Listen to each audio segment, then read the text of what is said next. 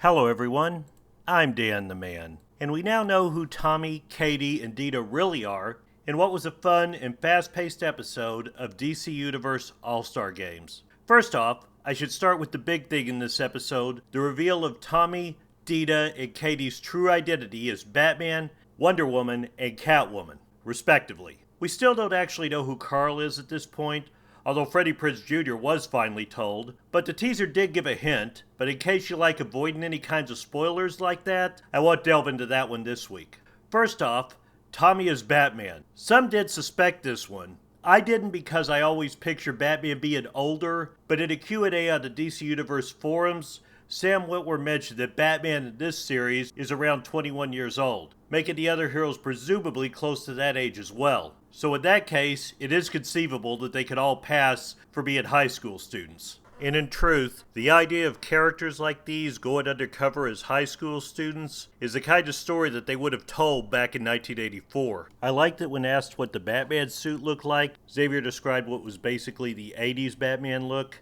That's probably because that was more than likely the Batman he grew up with, but it was still a nice moment. I also loved the flashback showing Alfred playing Alfred Pennyworth back when the police pulled him over.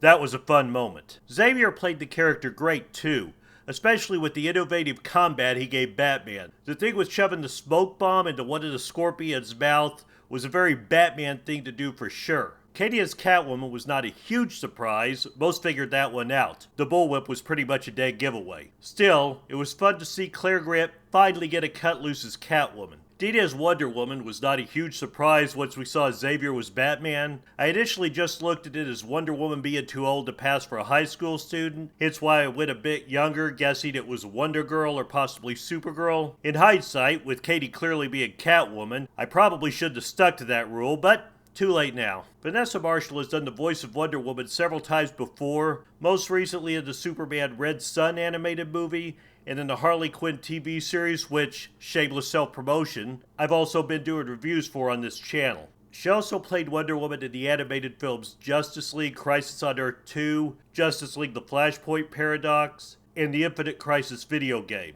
So this was well-covered ground for her, possibly why she seems so comfortable slipping into Wonder Woman's role. Freddie Prinze Jr. was also great this episode. He learned who he was, but they still haven't told us, the audience, but he was still great as Carl just the same. His annoying the Scorpion into submission was hilarious and the highlight of the episode, and he was clearly having a blast in this episode, and it showed. The Scorpions, who turned out to be the Stingers mentioned in the answer machine message, were also great fun. Sam Witwer played them all well, and the ending line of "kneel before Rod" was hilarious. I don't know if that's actually a clue they didn't indicate it was, or it's just a joke reference to Superman 2, but it was great either way. And the Wastoids' reaction to seeing Batman was also great, especially when they saw Carl go through the arcade. Speaking of which, I love the stock footage they used to represent the arcade, because those shots, now those scream 1980s. All in all, this was a fun episode. It was all one big fight scene of our heroes versus the Scorpions. Usually, when you're watching an RPG show,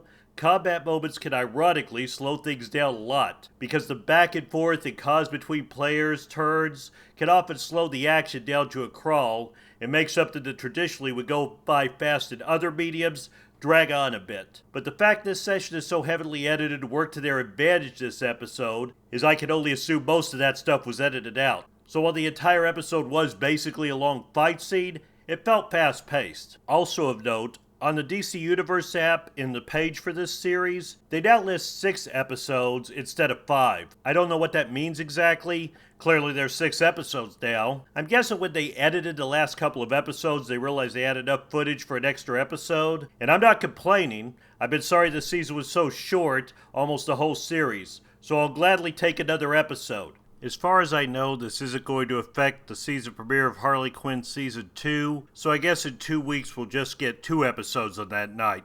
And that's not a bad thing.